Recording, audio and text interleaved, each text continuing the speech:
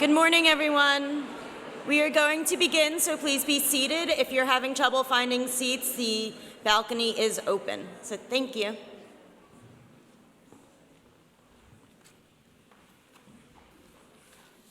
I'm delighted that all of you have made it. I hope your subway ran a little better than mine did for a moment.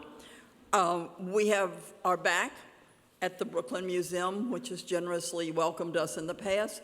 But this year, we have the excitement of greeting the new director and being greeted by her. Ann Pasternak is the Shelby and Leon White director and has brought a great deal of new ideas and vitality to the museum that address issues that we've been addressing in this conference and earlier ones and will be addressing in the future of how to do inclusivity and diversity. And we as an organization have recognized that because our first regional meeting, which was at the Frick last year, we had Ed Bleiberg, one of her distinguished curators, talking to us, and one of the issues he addressed was how, with her strong encouragement, they are working on installation and labeling that relates to their immediate audience. And it was really quite interesting, and I'm looking forward to his tour today. But we all know that what she is the brilliant director of Creative Times, and so that she is a great exponent of and driving force for the support of contemporary art. And I think that the combination of her interest in how to deal with the historic collections of this museum and how to deal with the future is something that's going to be very exciting for us to hear about, and her vision, and that it's perfect for our dialogue this morning, which is with contemporary artists. So please welcome Ann Pasternak.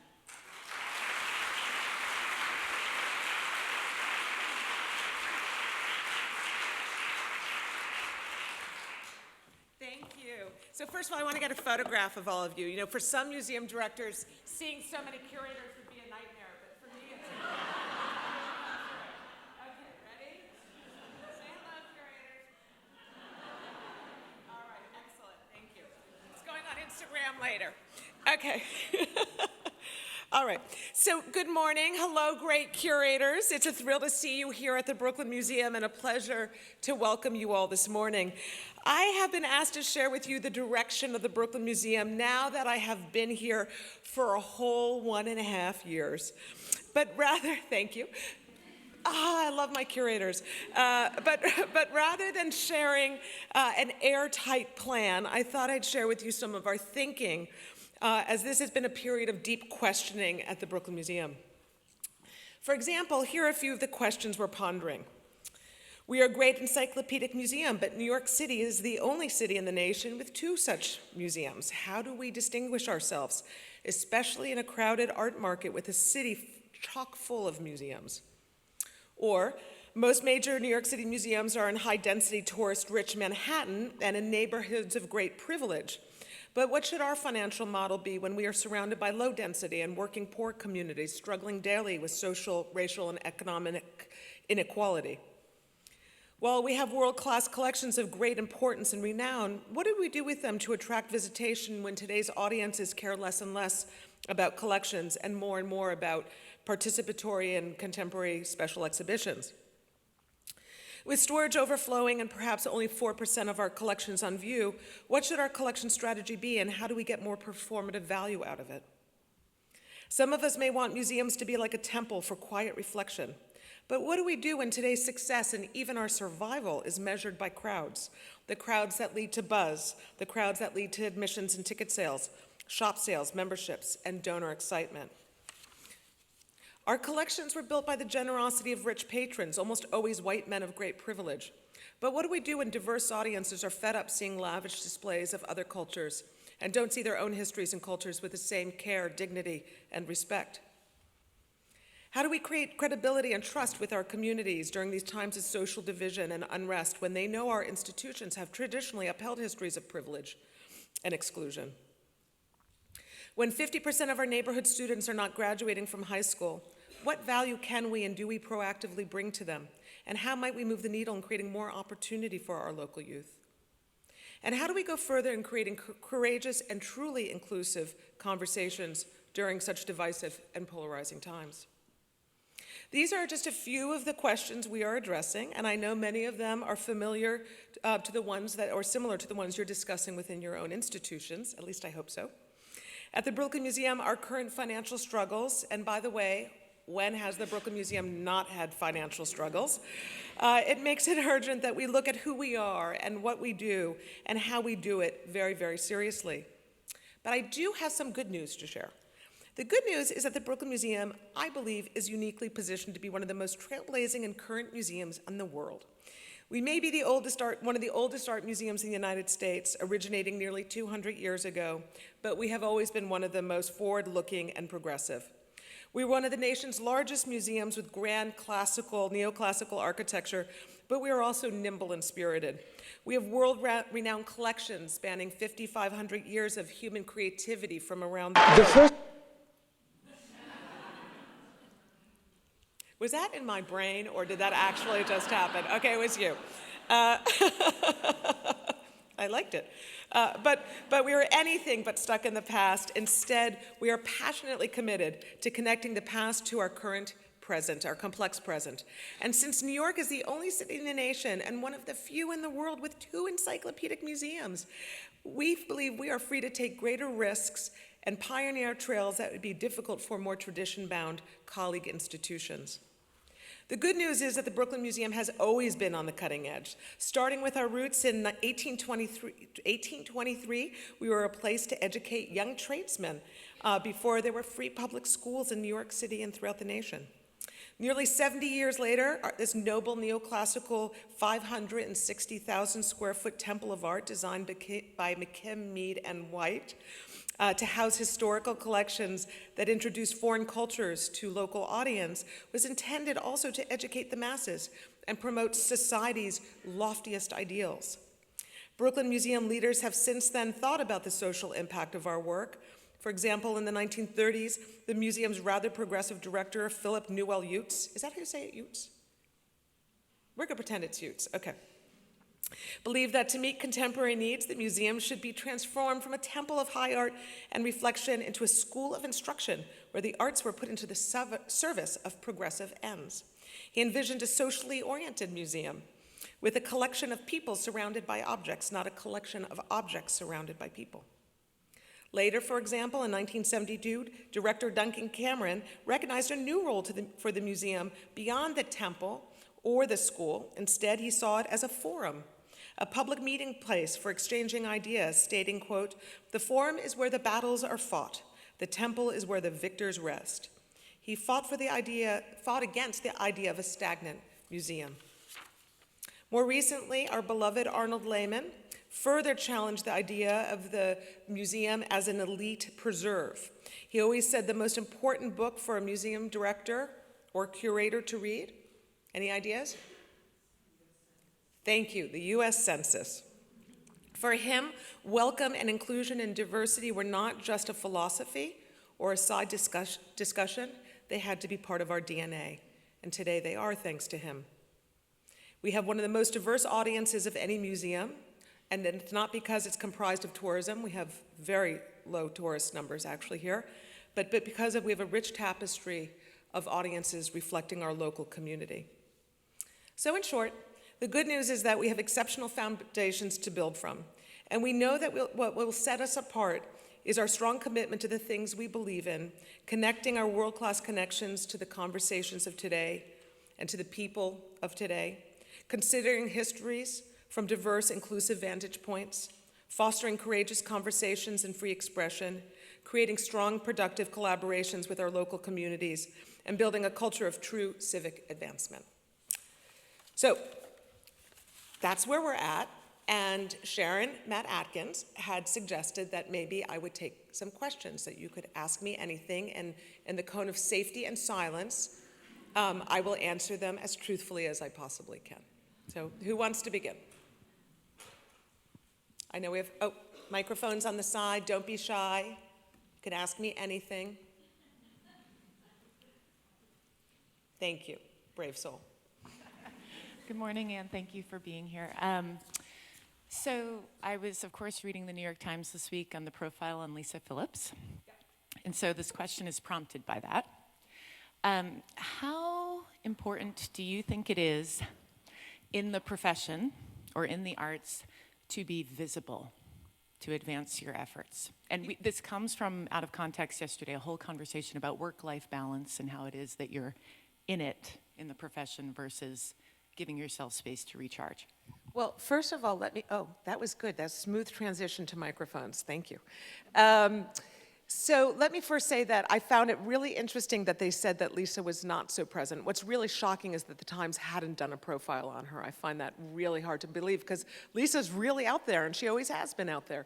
But I had this conversation. I'm on social media. I actually do my own social media, which is why there's constantly spelling errors because I'm blind and I can't autocorrect, whatever. And somebody else isn't like doing it for me and pretending, that they're not. Okay, so I think for the Brooklyn Museum, it's very important that I'm quite public because I'm in the process with my team trying to re-energize our base, develop, build larger audiences, and social media helps to create buzz. I hate being in the press. I hate doing public speaking gigs. I hate all of that stuff. But I have to force myself to do it because I know that for our institution, it's really important, though I'm always conscious of being overexposed and the backlash that comes with it. And I think for some institutions, some of my colleagues in Manhattan are not on social media and they don't want to be exposed and they don't do profiles.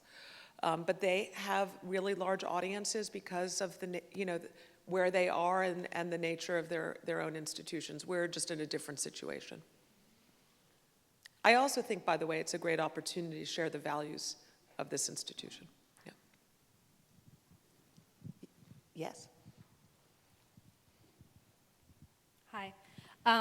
You had talked about, in the beginning, about some of your questions you're thinking about, including how you're engaging with the historical collections. And can you share with us some of the conversations surrounding how you work with historical collections, how you work, maybe you're thinking across departmental boundaries, but can you talk a little bit about that?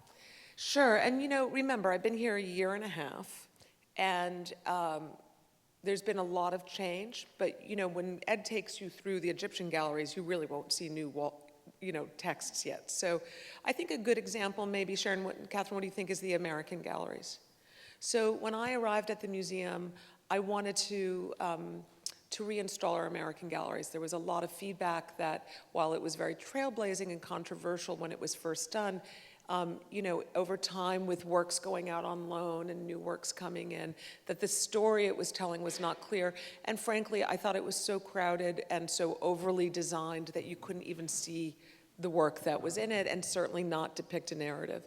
Everybody thought I was crazy because not only did we not have a chief curator of American art at that time, but I was really asking the curators to collaborate in a rethinking, and I said, why don't we connect the conversations of today to the reinstall? And by the way, we did this in 6 months. We turned it around in my first 6 months, and the curators did a great job. But I was very involved, and I was thinking to myself, this was a year and a half ago, so what were the conversations of the day? Black Lives Matter. Black Lives Matter, and a wall between U.S. and Mexico, and sending immigrants born in this country home, and not letting refugees into this country. Same conversations we happen to be having today. And I thought fundamentally despite anybody's politics, there's a conversation about who gets to be seen as American. So let's reinstall our American art collection through that lens. So we start with the Americas to automatically complicate the conversation. And when you're standing in the Gallery of the Americas, you can see straight ahead a famous Gilbert Stuart George Washington portrait, but when you look to the right, you see a black odalisque by Micheline Thomas. And I think instantly this is not your same old story of American art. It's not, we have this masterpiece and we have this masterpiece and this masterpiece gets the colonial period, it's Spanish colonial by the side of British, French, Dutch colonial with equal attention. So, this was the beginning gesture towards an experiment that we'll be continuing at the institution. But we're really not even have taken baby steps yet.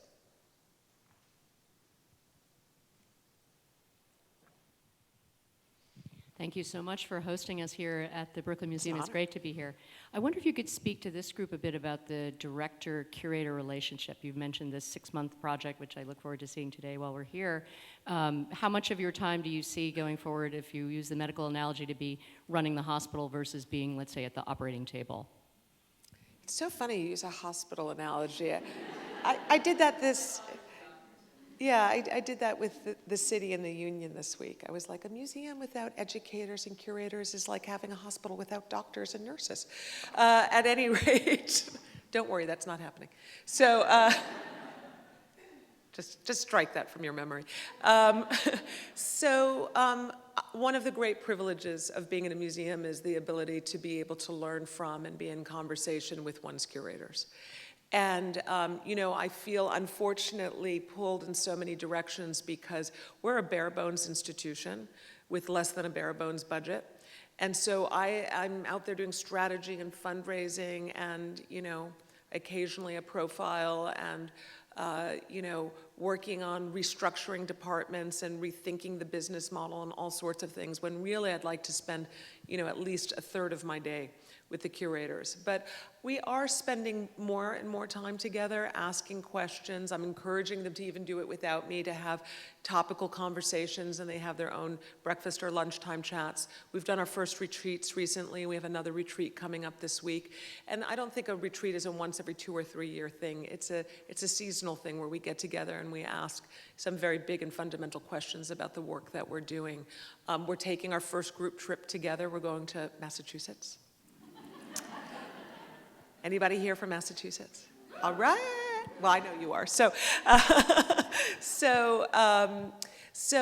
this is a period of really learning together, and I'm so impressed with our curatorial team, not only for their great knowledge and care for our collections, but the ability to really work together. On our ground floor, it was mostly empty when I arrived. And I said to them, it feels like people aren't welcome in the museum. I know we have an ethos of welcome, but physically the space isn't saying welcome.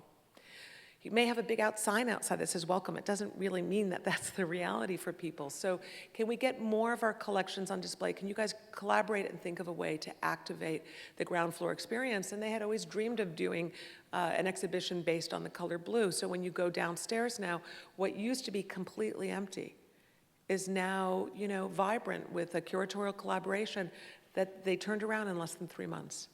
So this is, I have to say that the curators are really doing breathtaking work here, and I look forward to working with them and helping them grow and reach their greatest possibilities. It's long overdue, and, I'm here to support them.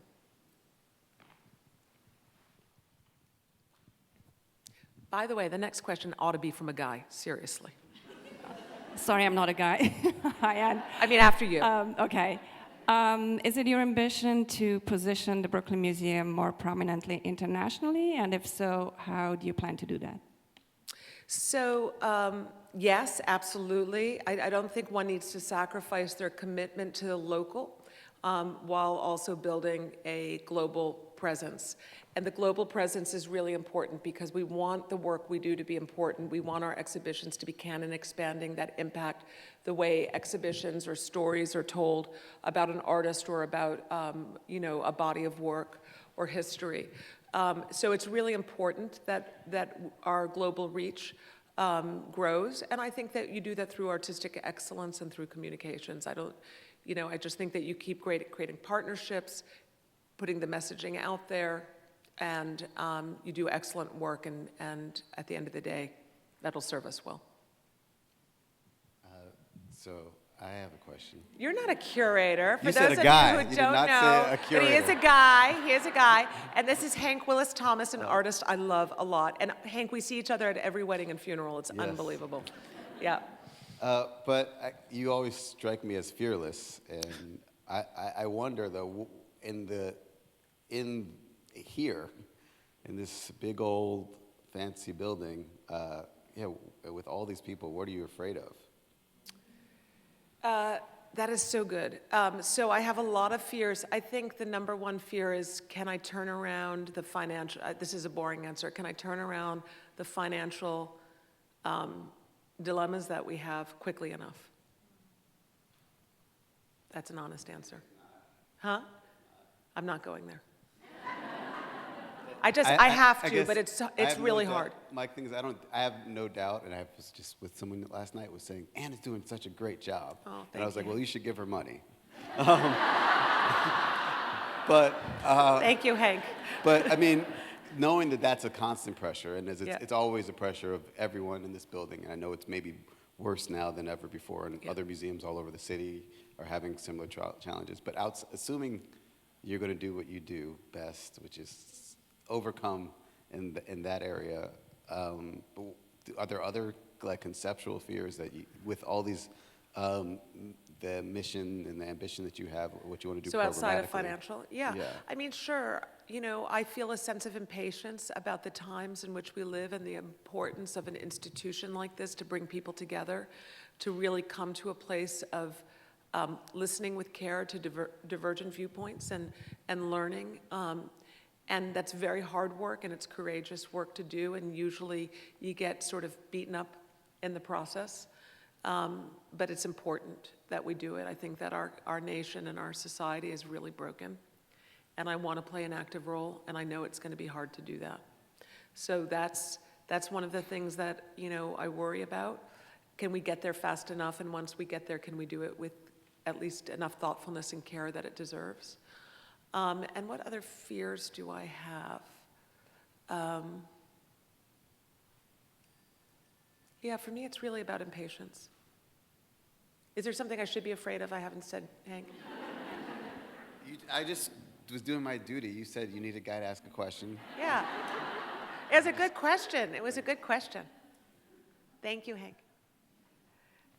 Okay, so one more. Do we have one more? And then you'll get on with the rest of your program. If not, all right. Hi, good morning. Oh, where are you? I'm up here. Oh, hi. I had a question for you about structure, and you talked about your meetings with your curators. And where along the process, and how is it structured here at Brooklyn, whereby your programming and your educational team interact with the curatorial team?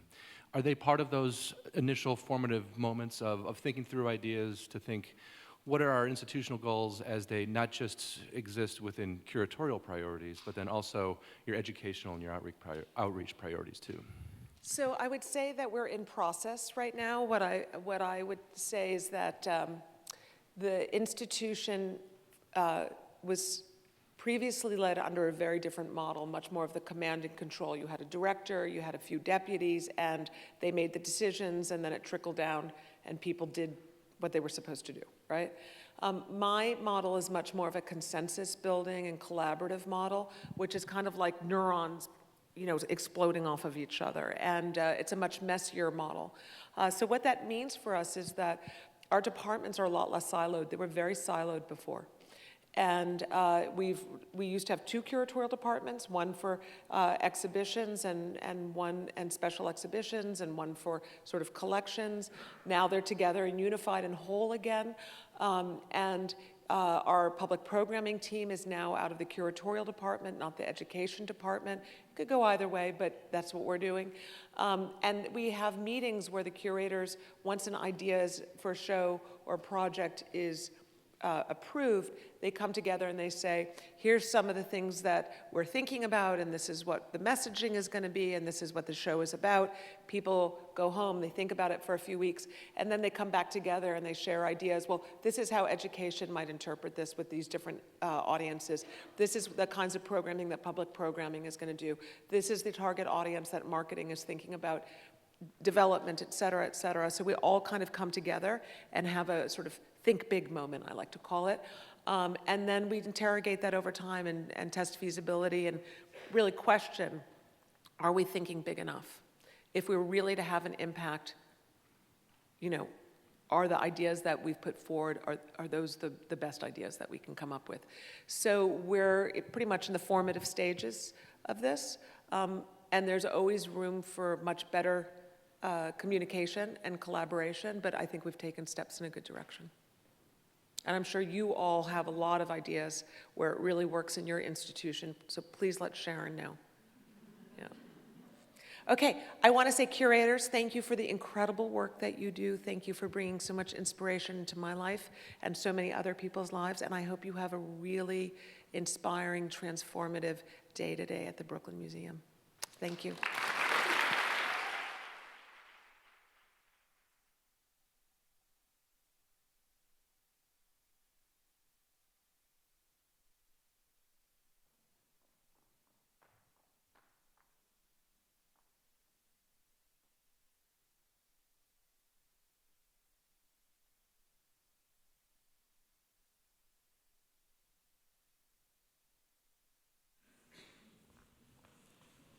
So we're just going to switch things up a little bit, and we're going to take a short break now, about 5